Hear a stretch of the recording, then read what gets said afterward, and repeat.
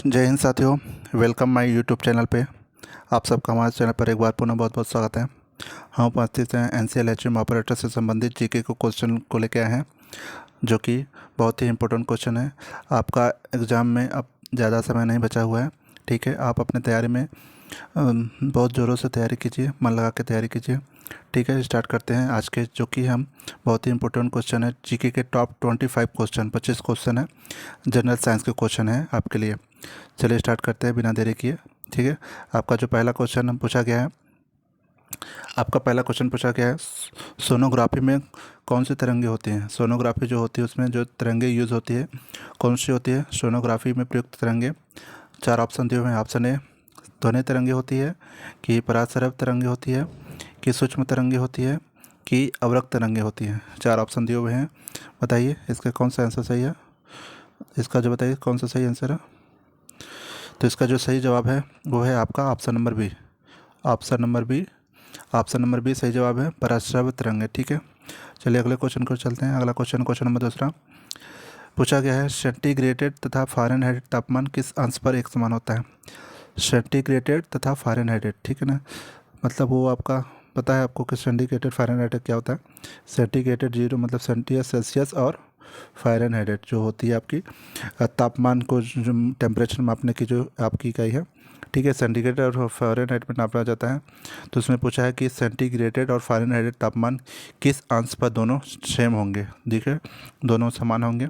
बताइए। चार ऑप्शन दिया हुआ है। Option A -273, option B -40, option C 32 degree, option D 40 degree. तो इसका जो सही जवाब होगा आपका ऑप्शन नंबर बी।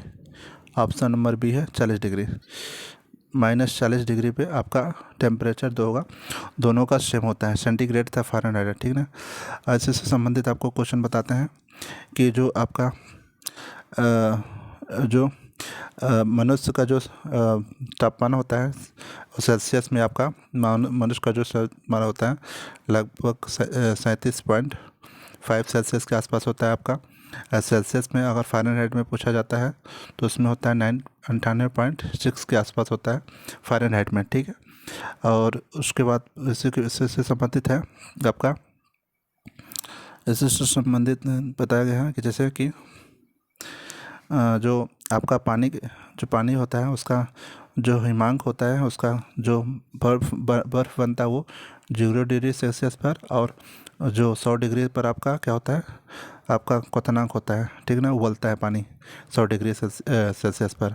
इसी को हम फ़ारेनहाइट में बात करें तो फ़ारेनहाइट में आपका जो हिमांक होगा वो होगा 32 डिग्री पे, ठीक है ना, फ़ारेनहाइट में। और जो हमारा क्वथनांक होगा 212 डिग्री में, ठीक है। इसी से अगले क्वेश्चन को चलते हैं। क्वेश्चन नंबर तीसरा है, प्रयोगशाला में संश्लेषित किया गया था सबसे पहला कार्बनिक पदार्थ कौन था। पूछा गया प्रयोगशाला में संश्लेषित किया गया पहला कार्बनिक यौगिक है कौन सा है। Option A liquid acid, option B glucose, option C urea, option D uric acid. बताइए इसका जो सही जवाब होगा वो है आपका प्रयोगशाला में सबसे पहले प्रयोग किया गया था वो है आपका यूरिया, जो कि सबसे पहले आपका कार्बनिक यौगिक को संश्लेषित किया गया था। अगला क्वेश्चन नंबर चौथा है, कोशिकाओं में तुरंत ऊर्जा उत्पादन के लिए हमें क्या लेना चाहिए। कोशिकाओं में तुरंत ऊर्जा के लिए, एनर्जी के लिए हमें क्या लेना चाहिए। कोशिकाओं में तुरंत ऊर्जा के लिए क्या लेना चाहिए, वो है आपका ग्लूकोज। ऑप्शन नंबर सी सही जवाब है, ऑप्शन नंबर सी। अगला क्वेश्चन नंबर आपका पाँचवा पूछा गया, पादप के फेफड़े होते हैं। पादप के जो फेफड़े होते हैं कैसे होते हैं, मतलब पादप के जो फेफड़े कहा जाता है, किसको कहा जाता है। पादप के पुष्प को, की जड़ को, की पत्तियाँ को, की स्तंभ को। जो पादप का फेफड़ा होता है उसको हम पत्तियों को कहते हैं। पत्तियों के माध्यम से वो पादप जो होते हैं अपन श्वसन क्रिया करते हैं, ठीक है। अगला क्वेश्चन नंबर छठवां है। क्वेश्चन छठवां पूछा गया, अफीम के पौधे किस भाग में हमें मॉर्फिन प्राप्त होता है। अफीम जो होता है उसके पौधों के किस भाग से हमें मॉर्फिन प्राप्त होता है, मॉर्फिन पूछा है, ठीक है। तो हमें ऑप्शन ए पत्ते के द्वारा, ऑप्शन बी तना द्वारा, ऑप्शन बी छाल द्वारा, ऑप्शन डी फल आवरण द्वारा। तो इसका जो सही जवाब है वो है ऑप्शन नंबर डी, फल आवरण के द्वारा। अगला क्वेश्चन चलते हैं। क्वेश्चन नंबर 7वां है। पूछा गया, विद्युत धारिता का एसआई मात्रक क्या है। विद्युत धारिता का आपका एसआई मात्रक क्या होता है। विद्युत धारिता का ऐसा मात्रक, option A Faraday, option B volt, option C शक्ति, ऑप्शन डी कूलाम। तो विद्युत धारिता जो होती है वो कि जो उसका जो आपका क्या कहते हैं ऐसा मात्रक है वो है ऑप्शन नंबर ए फैराडे है, ठीक है। विद्युत धारिता का जो ऐसा मात्रक है वो फैराडे है। इससे संबंधित आपको बताते हैं विभवांतर का। विभवांतर जो होता है, विभवांतर का ऐसा मात्रक क्या होगा, विभवांतर का जो होता है आपका, विभवांतर अगर है तो विभवांतर जो होगा उसका होगा वोल्ट होगा, ठीक है। विभवांतर का वोल्ट होगा। और आपका विद्युत धारिता हो गया इसमें दिया हुआ है। और विद्युत आवेश का क्या होता है, कूलाम होता है, ठीक है। विद्युत आवेश जो होगा आवेश का कूलाम होता है। और विद्युत प्रतिरोध का होता है आपका ओम। विद्युत प्रतिरोध का क्या होता है, ओम, ठीक से। इसी से संबंधित सभी जानकारी है। अगले क्वेश्चन को चलते, क्वेश्चन नंबर 8वां है। क्वेश्चन 8वां पूछा गया है कोण का एसआई मात्रक क्या है। कोण का एसआई मात्रक क्या है, option A newton, option B pascal, option C radian, option D metre. 4 option दिए हुए हैं आपके। पूछा गया है कोण का एसआई मात्रक क्या है, तो इसका जो सही जवाब है वो है ऑप्शन नंबर सी रेडियन। कोण का जो एसआई मात्रक होता है वो होता है रेडियन। क्वेश्चन नंबर 9 है आपका। क्वेश्चन नंबर 9 पूछा गया आपका, क्वेश्चन नंबर में पूछा गया कि पृष्ठ तनाव का एसआई मात्रक क्या है। पृष्ठ तनाव का एसआई मात्रक क्या होता है, ऑप्शन ए न्यूटन मीटर प्रति second, option B newton, option C metre, option D second. बताइए इसका जो सही जवाब है वो है आपका पृष्ठ तनाव का जो एसआई मात्रक होता है वो होता है न्यूटन मीटर प्रति सेकंड। ऑप्शन नंबर ए सही जवाब है, ऑप्शन नंबर ए, ठीक है। अगला क्वेश्चन चलते, क्वेश्चन नंबर 10 में है हाथ से गैस कहलाती है लफिंग, जो आपकी गैस होती है लफिंग गैस, हाथ से गैस कौन सी होती है। 4 ऑप्शन दिए हुए हैं देखिए। Nitrogen dioxide, option B nitrous oxide, option C helium gas, option D nitrogen pentoxide. बताइए इसका आंसर क्या होगा। इसका जो आंसर सही जवाब है हाथ से गैस कहलाती है आपकी नाइट्रेट ऑक्साइड, ठीक है। नाइट्रेट ऑक्साइड को हाथ से गैस कहते हैं। अगले क्वेश्चन चलते हैं, क्वेश्चन नंबर 11 में है आपका जल का घनत्व अधिकतम होता है कितने डिग्री सेल्सियस पर। बताइए जल का घनत्व अधिकतम होता है कितने डिग्री सेल्सियस पर। इसका जो सही जवाब है वो है आपका 4 डिग्री पर, 4 degree Celsius, option number C. 4 degree Celsius पर अधिकतम आपका घनत्व होता है, ठीक है ना। जल का अधिकतम घनत्व 4 डिग्री सेल्सियस पर होता है। क्वेश्चन नंबर आपका है 12वां वायु गर्म होती है किस संचरण के द्वारा। आपके जो पता है कि जो ऊष्मा का संचरण होता है 3 प्रकार का होता है, ठीक ना। एक चालन के द्वारा, दूसरा होता है संवहन के द्वारा, तीसरा होता है विकिरण के द्वारा। जिसमें पूछा गया है वायु गर्म होता है किसके द्वारा। इसका जो सही जवाब है वो होगा आपका ऑप्शन नंबर ए संवहन द्वारा, ठीक है। किसके द्वारा, संवहन द्वारा। अगर दूसरा बात करें जो चालन है उसका हम ठोसों में होता है, और विसरण होता है जो कि ये विसरण का तो गैसर का होता है, और आपका जो ये विकिरण के द्वारा जो होता है प्रकाश का होता है, ठीक है। चलिए अगले क्वेश्चन को चलते हैं। क्वेश्चन नंबर आपका 13वां है सिरके का रासायनिक नाम क्या होता है। सिरके का रासायनिक नाम क्या होता है। ऑप्शन नंबर ए मौलिक अम्ल, ऑप्शन बी पारुविक अम्ल, ऑप्शन सी एसिटिक अम्ल, ऑप्शन डी एसिटिक अम्ल। तो इसका जो सही जवाब है वो है ऑप्शन नंबर सी एसिटिक अम्ल, ठीक है। ऑप्शन नंबर सी एसिटिक अम्ल। क्वेश्चन नंबर अगला चलते हैं, क्वेश्चन नंबर 14 सोते समय रक्त का दाब में क्या परिवर्तन होता है। सोते समय रक्त आपका जो ब्लड प्रेशर है उसमें क्या परिवर्तन होता है। सोते समय मनुष्य के, सोते समय जो मनुष्य का ब्लड प्रेशर होता है वो आपका दाब घटता है, ठीक है ना। सोते समय मनुष्य का जो ब्लड प्रेशर होता है कम होता है, ठीक है। अगला क्वेश्चन है क्वेश्चन नंबर 15वां है आधुनिक आवर्त सारणी में तत्वों के वर्गीकरण का आधार है। आधुनिक जो आवर्त सारणी है उसमें तत्वों का वर्गीकरण किसके आधार पर किया गया है, वो किया गया है आपका ऑप्शन नंबर बी परमाणु संख्या के आधार पर किया गया है, ठीक है। परमाणु संख्या के आधार पर आधुनिक आवर्त सारणी को तत्वों का वर्गीकरण परमाणु संख्या के आधार पर किया गया। क्वेश्चन नंबर आपका 16वां है। 16वां पूछा गया निकट दृष्टि दोष से पीड़ित व्यक्ति को किस प्रकार का लेंस का प्रयोग करने के लिए सलाह दी जाती है। निकट दृष्टि के लिए आपको निकट दृष्टि दोष होता क्या है इसके बारे में जानकारी होनी चाहिए। निकट दृष्टि का दोष होता है जो कि हम उस वस्तु को निकट की वस्तु साफ दिखती है, अच्छे से दिखती है, और दूर की वस्तु अच्छे से नहीं दिखती है, दूर की वस्तु नहीं दिखती है। इस दोष को हम निकट दृष्टि दोष कहते हैं, ठीक है।